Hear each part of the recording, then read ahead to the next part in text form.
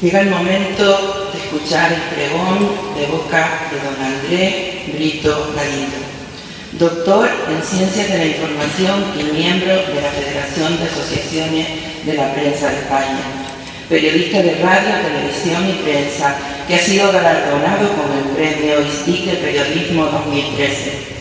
Coach ACC acreditado por la Federación Internacional de Coaching y de otros estamentos nacionales e internacionales. Experto en coaching profesional por la Universidad de Valladolid. Emprendedor coach por el ERI y miembro de la comisión académica de la Escuela de Coaching Profesional Leader as Go. Master Trainer en PNL por el Instituto Español de PNL. Experto en autocompetencia emocional por la Universidad de La Laguna. Coordinador de la obra social de los casinos del Cabildo de Tenerife. Licenciado en Teología por la Universidad de Burgos. Profesor de Antropología Educativa en el Centro de Estudios Teológicos de Canarias. En el ámbito de las nuevas tecnologías, técnico especialista en informática, ayudante de instrumentación en el Centro de Cálculo del Instituto de Astrofísica de Canarias y graduado en Sistemas Avanzados de Edición Informática por la Universidad de Exeter. Ha participado como conferenciante en congresos y simposios nacionales e internacionales. Es delegado en Canarias del Centro Español de Sinología, corresponsal de la revista Linteum y comisionado por el programa europeo Sócrates para el intercambio cultural y educativo con liceos de Italia.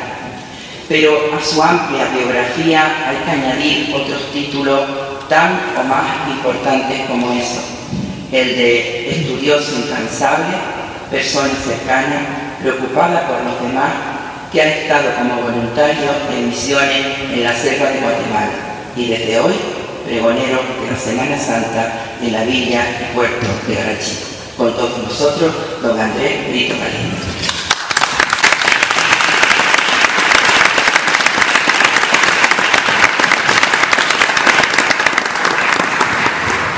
Muchas gracias por una presentación tan cariñosa. Queridísimo Padre Francisco, señor alcalde, dignísimas autoridades, hermanos y hermanas cofrades, hermanos y hermanas católicos que nos acompañan en esta mañana, que me conozcan ustedes por mi actividad como comunicador en prensa, radio y televisión o como conferenciante, a día de hoy me sigue sorprendiendo a mí mismo. ¿Saben ustedes por qué? Porque yo de pequeñito lo que quería era ser astronauta, volar por el espacio, descubrir nuevos planetas. Y sin embargo, todo eso cambió a eso de las 6 de la tarde del 2 de noviembre de 1985, cuando tuve la dicha de conocer en persona al que yo considero que es el mejor periodista del mundo.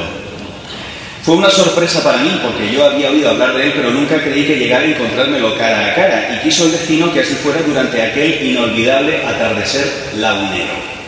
Para mí fue un momento de verdadera epifanía personal, dado que desde entonces todo mi afán ha sido parecerme a esa persona, a ese gran comunicador, sobre todo a la hora de transmitir buenas noticias a las personas, porque todavía no he encontrado a nadie que se le compare a la hora de electrizar a la multitud con sus palabras.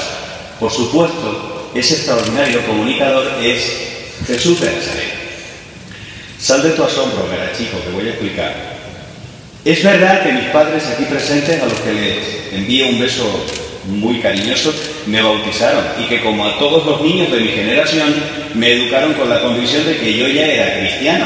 Pero fue durante un cursillo de cristiandad en aquel ya lejano noviembre de 1985 en que descubrí a un Jesús vivo, apasionante, completamente distinto al Jesús que me habían descrito hasta aquel momento, y que me enamoró de tal manera que decidí consagrar mi vida a dar a conocer su figura a otras personas para que también experimentaran aquella alegría, aquella felicidad que había sentido yo a raíz de aquel encuentro. Porque Jesucristo, amigos míos, es alguien a quien o se conoce de tú a tú, cara a cara, en persona, o no pasará de ser un mero personaje histórico, un mito, sencillamente uno de tantos hombres que han dado su vida por sus ideas. Te estoy hablando de un pobre aldeano hijo de un humilde trabajador manual, de una joven lavandera que vivió hace 2000 años en un país subdesarrollado, sometido a la implacable dictadura de una potencia invasora, cuya vida duró apenas 3 años, en los que recorrió un remoto y polvoriento rincón menor que Galicia, que no quiso ser un líder político, sino que todo lo contrario, escogió un estilo de vida itinerante para predicar un mensaje paradójico fundado en el amor al prójimo y el perdón a los enemigos, que decepcionó a quienes esperaban un Mesías guerrero que liberase al pueblo mediante la lucha armada, porque abanderó la no violencia a pesar de que fue perseguido, torturado y asesinado por las autoridades de su pueblo como si fuera un peligrosísimo delincuente, que protagonizó un juicio que hasta sus propios enemigos reconocieron que era injusto porque no tuvo abogado que le defendiera, que fue ajusticiado como tantos otros y que murió tan pobre que hasta la tumba tuvieron que prestársela. Y sin embargo, hoy 2.500 millones de personas lo confiesan como Dios. Los agonizantes mueren con el alivio de pronunciar su nombre. Se publican cada año centenares de nuevos libros tratando de aclararnos el misterio de su vida. Jóvenes de todas las razas abandonan cuanto tienen y se van lejos de sus hogares a seguir repitiendo sus palabras a personas que todavía no le conocen. Por desgracia, como acabamos de ver en el telediario, muchos siguen siendo asesinados por seguirle. Y nos cuentan los libros de historia que otros también un día perdieron la vida por negarse a creer en él. En menos de 300 años, su doctrina fue legalmente adoptada por el imperio que tanto luchó por acabar con él. Bajo su impulso, el ser humano ha alcanzado las más admirables realizaciones y en su nombre también se han cometido horribles atrocidades. Es la persona más representada en pinturas y esculturas y hasta en el más apartado rincón del planeta se levantan monumentos en su honor. De ser auténticas sus palabras, implican respuestas sabias y profundas a los grandes interrogantes que han supuesto que los más grandes filósofos hayan dedicado tiempo a reflexionar. Y su muerte se sigue llorando y conmemorando hoy en día. Es con diferencia la persona más influyente de la historia de la humanidad y la única que a día de hoy sigue cambiando vidas como la mía. ¿Por qué? Pues porque Cristo es palabra, pero no cualquier palabra, es la palabra, con mayúsculas, una palabra clara y eterna, que se hace rostro humano para peregrinar junto a nosotros por el camino de la vida. Te pongo un ejemplo de cómo su voz ejercía sobre quienes le escuchaban un efecto irresistible. Con un brevísimo discurso fue capaz de salvar la vida de una chica al convertir a la furiosa jauría humana que iba a lincharla en un grupo de hombres profundamente arrepentidos. El que esté libre de pecado, que le tire la primera piedra. Punto y final. Absolutamente genial. Imposible un efecto más contundente con solamente 12 palabras. Jesús manejaba el lenguaje con una maestría que asombraba a sus vecinos. Habla con autoridad, exclamaron quienes le oyeron. ¿Pero de qué habla Jesús a una multitud que le sigue por los caminos, a la que no le importa pasar hambre con tal de escuchar a este hombre? Pues habla de cosas sencillas, de cosas cotidianas, de las redes de los pescadores, de las nubes del cielo, de las flores, de los juegos de los niños, de los trabajos de los agricultores. Jesús se comunica con palabras sencillísimas, capaces de ser comprendidas tanto por el catedrático como por el analfabeto. Y utiliza metáforas geniales que nos ayudan a comprender una realidad tan compleja como es la del reino de los cielos, comparándolo con cosas de todos los días. Una semilla que crece, un banquete preparado con amor, una perla muy fina, una casa construida sobre roca, de todo es capaz de sacar una enseñanza sublime y maravillosa. Jesús hace preguntas de desafío a sus seguidores. ¿Quién dicen ustedes que soy yo? Y escucha las respuestas valorándolas. Mantiene permanentemente una actitud de diálogo abierto y fluido para que sean quienes le escuchan los que saquen sus propias conclusiones, como sucede con Nicodemo, con la samaritana, con el paralítico de la piscina de Bethesda. Es realista y cuando habla no se amilana si tiene que comunicar a sus seguidores que van a padecer persecución y muerte por seguirle, como efectivamente así sucederá. Sus palabras, no obstante, están llenas de dulzura y de cariño para aquellos que nunca habían antes escuchado más que insultos e improperios, como cuando le dice a la pobre pecadora: tu fe te ha salvado, mi niña, vete tranquila. No obstante, es de una osadía extraordinaria cuando denuncia ante sus enemigos las barbaridades que hacían las autoridades de Israel en nombre de Dios. Ahora, gracias a las nuevas disciplinas como la programación neurolingüística, empezamos a comprender y a aplicar los complejos mecanismos de la inteligencia emocional o del liderazgo comunicativo. Y observo con absoluta admiración cómo Jesús se adelantó a su propio tiempo también en este campo. Porque aunque no creas que Jesús es Dios, has de reconocer su genialidad y la genialidad de sus palabras, que están absolutamente fuera de toda duda. Sin embargo, he de advertirte de un peligro que he detectado a la hora de reproducir esas palabras pronunciadas por él. Si bien no soy experto en interpretación bíblica, comprendo que el 93% de la comunicación es la forma en la que decimos las cosas, y solamente el 7% son las palabras textuales que se pronuncian. Y hay un ejemplo perfecto para ilustrar este peligro, porque la palabra escrita carece de entonación y por tanto nos puede transmitir un mensaje diferente al que originalmente quería plasmarse. Mucho cuidado con esto. Me refiero al episodio de las bodas de Caná, en el capítulo 2 del Evangelio de San Juan. Los novios se han quedado sin vino y María Santísima, de una forma muy discreta, interviene pidiendo la ayuda de su hijo. Y yo siempre he escuchado la respuesta de Jesús leída así: mujer, ¿qué hay entre tú y yo? Déjame, todavía no ha llegado mi hora. Da la sensación de que Jesús está enfadado con su madre. Pero hay otra forma de leer esa frase. A ver cómo te suena. Mujer, ¿qué hay entre tú y yo? Déjame, aún no ha llegado mi hora. Y ahora dime, gana chico, ¿cuál de las dos formas de leerlo se parece más a Jesús del que nos habla el resto de ese mismo Evangelio? Por tanto, quédate con este truco. Vuelve a releer las frases recogidas en la Biblia de Jesús, pero hazlo dándole una entonación diferente. A ver qué es lo que pasa. ¿Sabes lo que significa la palabra evangelio? Pues significa buena noticia. Y si llamamos periodista al que elabora y difunde las noticias, las mejores noticias de la historia de la humanidad nos las ha traído Jesús y están recogidas en esos 4 libritos. De hecho, él mismo lo proclama: he sido enviado para anunciar las buenas noticias del reino de mi Padre. Voy a regalarte otro truco. Cada vez que abras el Evangelio o escuches a alguien proclamarlo, pregúntate: ¿qué buena noticia viene a darme hoy Jesús a mí? ¿Qué buena noticia viene a darme Jesús? Si yo tuviese que resumir como periodista que soy esas buenas noticias que nos da Jesús en el Evangelio en titulares, serían estos 4 titulares. Primer titular: Dios nos ama. Y nos ama con un amor tan loco y tan absurdo que hay gente que no se lo cree. Porque hay que estar muy loco de amor para dejar a 99 ovejas e ir a buscar la que se ha descarriado, o para dejarse torturar y matar con tal de que a nosotros se nos abran las puertas del cielo, o para adoptar la forma de un cachito de pan que nos alimente, a pesar de saber que muchos lo van a profanar y lo van a despreciar. El amor de Dios no es como el nuestro. Nosotros amamos si somos amados. Si no nos corresponden, dejamos de amar. Pero el amor de Dios es gratis. No hay nada que puedas hacer que haga que Dios te quiera más. Y no hay nada que puedas hacer que haga que Dios te quiera menos. Te quiere y ya está. Como una madre quiere a su bebé, sin un porqué, sin un para qué. Amor. Sin amor, Dios es un invento. Jesucristo, una mera figura histórica. El Evangelio, letra muerta. La Iglesia, en todo caso, una ONG.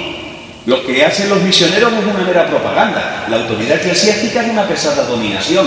El culto no tiene sentido. Y la acción del cristiano es una moral de esclavos. Pero con amor, queridos míos, Cristo está resucitado, presente, vivo y actuando aquí y ahora. El Evangelio es una energía que transforma al mundo. La Iglesia es una familia en la que los pecadores también tienen su sitio.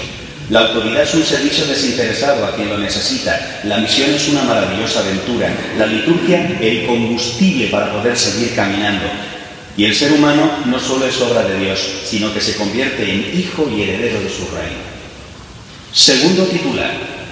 Unido a Jesús, ya no hay motivo para tenerle miedo a nada ni a nadie. Fíjate qué noticia más maravillosa. ¿Miedo a qué? A los problemas, a las angustias, a que nos persigan, al hambre, a la desnudez, al peligro, a la espada. Qué bien entendió San Pablo esto cuando escribió estas mismas palabras en una de sus cartas.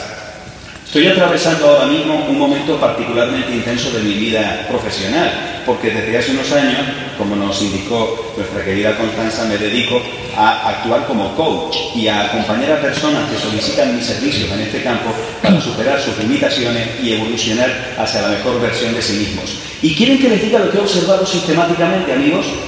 Que la gente se muere de miedo. Se muere de miedo. ¿Miedo al qué dirán o miedo a pasar desapercibido?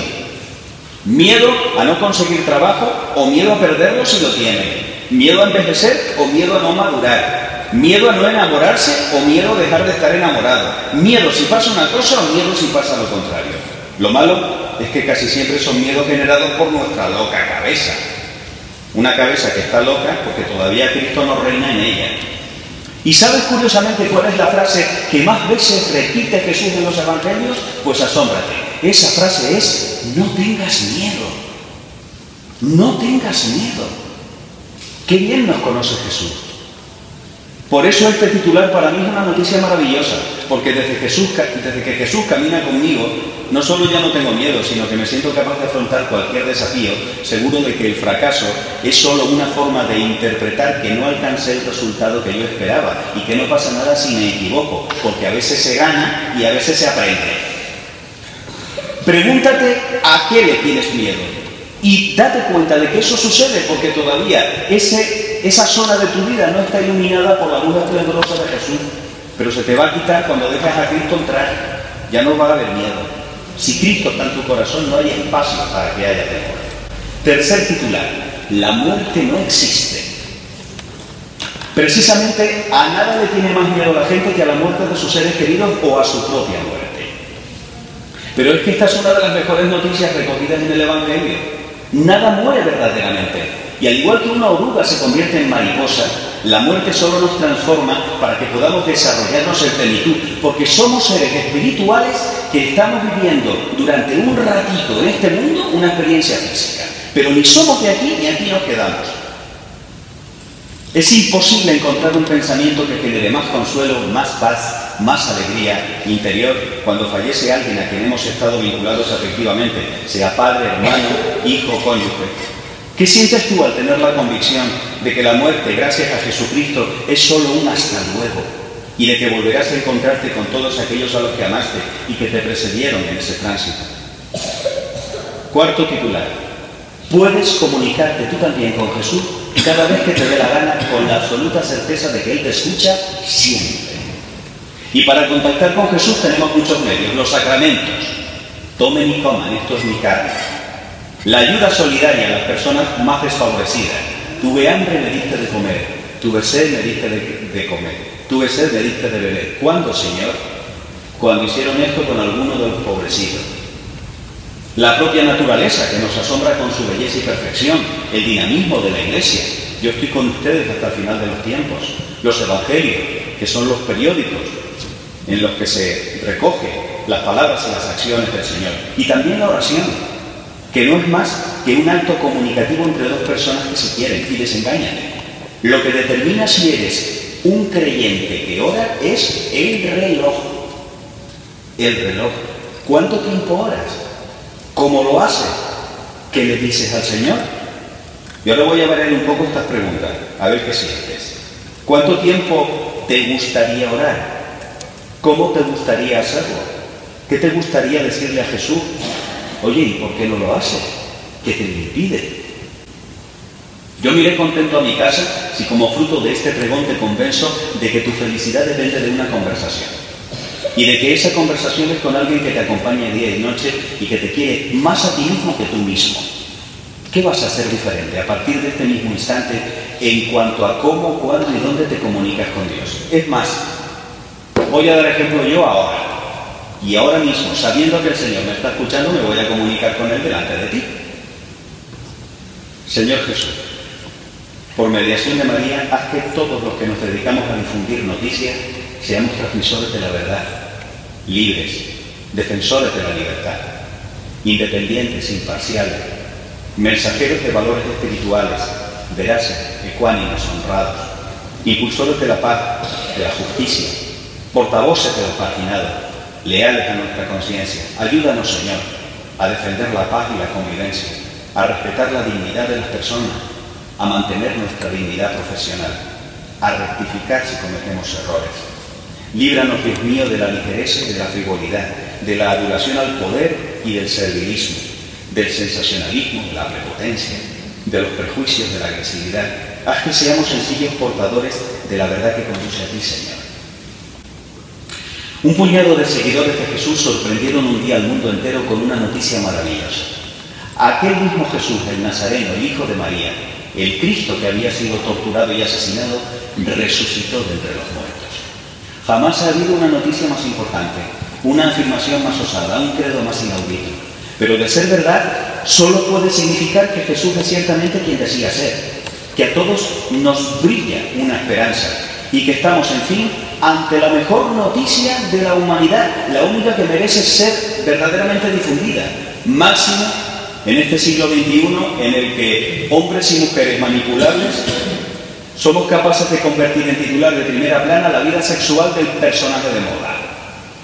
Vivimos en una época en la que hemos confundido a nuestros héroes y ya es hora de que volvamos a dar protagonismo a quienes hacen algo por la humanidad en vez de prestar atención a los que llegan a la fama por estar 24 horas rascándose en una casa llena de cámaras, con el único fin de mantener anestesiada a la audiencia en ese fenómeno paranormal que se llama telecirco.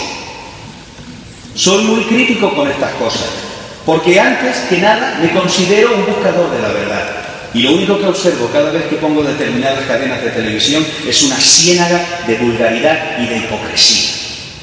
De ti depende cambiar eso.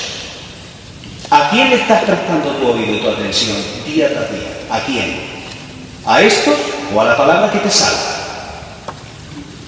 Canarias no solo no es ajena al fenómeno cristiano, sino que los cristianos de los últimos 500 años que hemos nacido aquí, hemos encontrado en estas 7 rocas del agua y sal el perfecto trampolín para llevar la buena noticia del Evangelio a otros continentes. Un siglo antes de que cristiano alguno pisase en nuestras islas, una estatua del pequeño Nazareno en brazos de su dulce madre llegó, sin que aún se sepa ciencia cierta cómo, a una baldía playa tinerfeña.